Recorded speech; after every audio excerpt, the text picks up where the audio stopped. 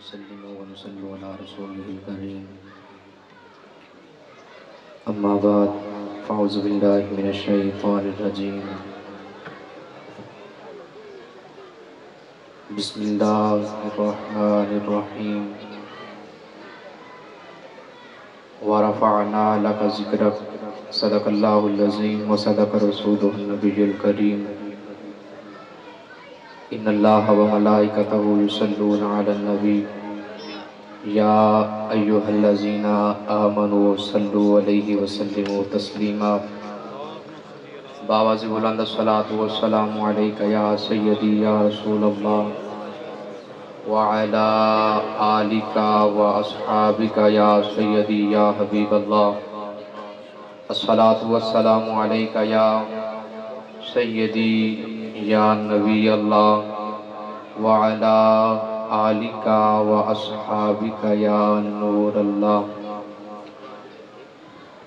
جے سہانی گھڑی چمکا طیبہ کا چاند جے سہانی گھڑی چمکا طیبہ کا چاند اس دل افروز ساعت پہ لاکھوں سلام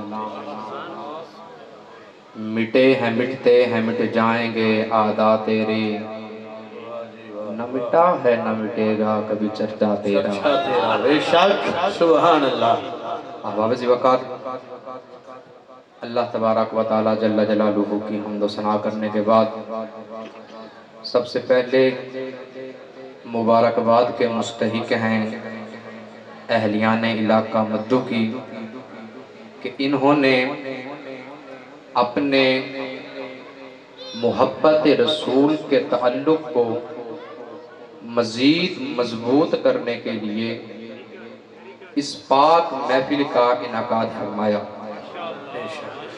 آپ حضرات بھی مبارکباد کے مستحق ہیں آپ بھی دور و نزدیک سے چل کر تشریف لائے ہم آپ کو خوش آمدید کہتے ہیں احباب وقار میں نے آپ حضرات کے سامنے اللہ تبارک و تعالیٰ کی لاریب کتاب قرآن مجید فرقان حمید کے اندر سے ایک آیت مبارکہ تلاوت کرنے کا شرف حاصل کیا اللہ تبارک و تعالی قرآن مجید فرقان حمید کے اندر ارشاد فرما رہا ہے وَرَفَعْنَا لَكَ ذِكْرَكَ اے حبیب ہم نے آپ کے ذکر کو بلند فرما دیا آپ حضرات نے اتنی حسین محفل سجائی ہے اس حسین محفل کے اندر بندہ نچیز آپ کو بتانا چاہتا ہے کہ آپ نے عقیدتوں کا وضو کر کر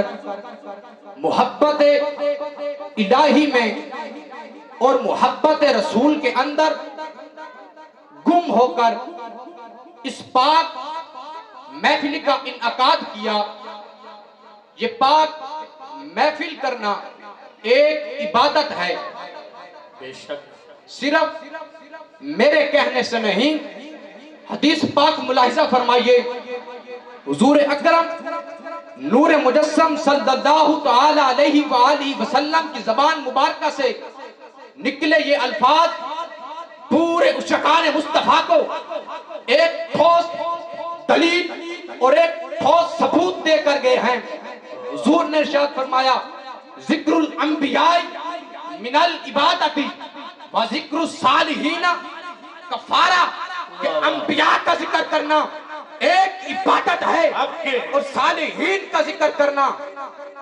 گناہوں کا کفارہ ہے محفل پاک حضور کی ذکر کی محفل ہے یہ ایک عبادت ہے اس محفل پاک کے اندر حضور کی آل کا ذکر کیا جائے گا اللہ تبارک و تعالیٰ کے نیک بندوں کا ذکر کیا جائے گا اسے گناہوں کا کفارہ قرار دیا گیا ہے نعرہ تکبیر نعرہ رسالت نعرہ تحقیق نعرہ حیدری آمد مصطفیٰ آ گئے مصطفیٰ علماء حق سنت حافظ وقار اس کے ساتھ ایک اور بھی حقیقت پر مبنی اصول ہے اگر عبادت کو اس کے عین اصولوں کے مطابق کیا جائے تو عبادت کا جو ثواب ہوتا ہے وہ مزید بڑھ جاتا ہے۔ اللہ تبارک و تعالیٰ نے قرآن مجید فرقان حمید کے اندر نماز کا ذکر ارشاد فرمایا، وَأَقِیمُوا الصَّلَاةَ وَآتُوا الزَّکَاةَ وَارْکَعُوا مَعَ الرَّاکعِینَ کہ نماز قائم کرو، زکوٰۃ ادا کرو اور رکوع کرنے والوں کے ساتھ رکوع کرو۔ احباب عزیز وقار، اگر اللہ تبارک و تعالیٰ نے نماز کا حکم قرآن مجید فرقان حمید کے اندر ارشاد فرمایا تو ساتھ ہی اس کی ادائیگی کا بھی طریقہ ارشاد فرمایا۔ بندہ اکیلا نماز پڑھتا ہے، عبادت ہے، لیکن اللہ تبارک و تعالیٰ نے ارشاد فرمایا وَارْکَعُوا مَعَ الرَّاکعِینَ کہ رکوع کرنے والوں کے ساتھ رکوع کرو۔ اسی طرح ذکر تو سارے انبیاء کرام علیہ السلام کا افضل ہے، لیکن حضور اکرم نور مجسم صلی اللہ تعالی علیہ وآلہ وسلم تمام انبیاء کرام علیہ السلام میں بلند ہیں۔ تمام انبیاء کرام علیہ السلام ہدایت والے ہیں۔ حضور اکرم نور مجسم صلی اللہ تعالی علیہ وآلہ وسلم ہادی اعظم ہیں۔ تمام انبیاء کرام والسلام رہنمائی والے ہیں۔ حضور اکرم نور مجسم صلی اللہ تعالی علیہ وآلہ وسلم رہبر اعظم ہیں۔ تمام انبیاء کرام علیہ السلام نبوت والے ہیں اور حضور خاتم النبیین ہیں۔ اچھا، حضور علیہ السلام کا ذکر کرنا زیادہ عبادت، زیادہ مغفرت، زیادہ باعث ثواب کیوں ہے؟ حضور اکرم صلی اللہ تعالی علیہ وآلہ وسلم کا ذکر کرنا زیادہ عبادت، زیادہ مغفرت کا باعث اس لیے ہے کہ اللہ تبارک و تعالیٰ نے اسے صرف ذکر مصطفیٰ نہیں رہنے دیا بلکہ اسے ذکر خدا بھی بنا دیا۔ بے شک، سبحان اللہ، سبحان اللہ۔ قرآن پاک میں کئی مقامات پر اللہ تبارک و تعالیٰ نے حضور کی شان بیان فرمائی ہے۔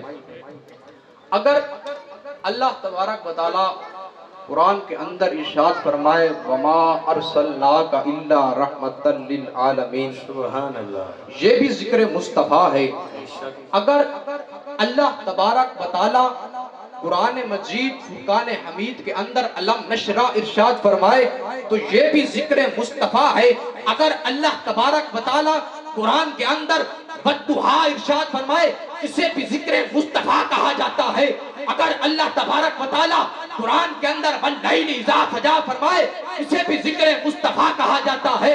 اگر اللہ تبارک و تعالیٰ قرآن کے اندر فرمائے ما زاغ البصر اسے بھی ذکر مصطفیٰ کہا جاتا ہے۔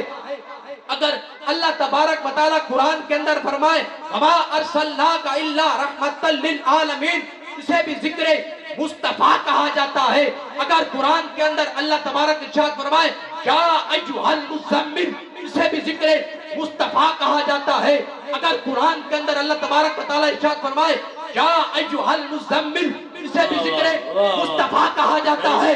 بات مختصر سے کر رہا ہوں، الحمدللہ کی الف سے لے کر والناس کی سین تک سارا قرآن ذکر مصطفیٰ ہے۔ سبحان اللہ، سبحان اللہ۔ رہے گا یوں ہی ان کا چرچا رہے گا، پڑے خاک ہو جائیں جل جانے والے۔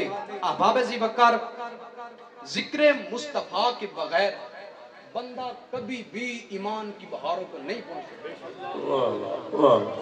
ایمان کے لیے شرط ہے کہ ذکر مصطفیٰ کیا جائے، دل سے کیا جائے۔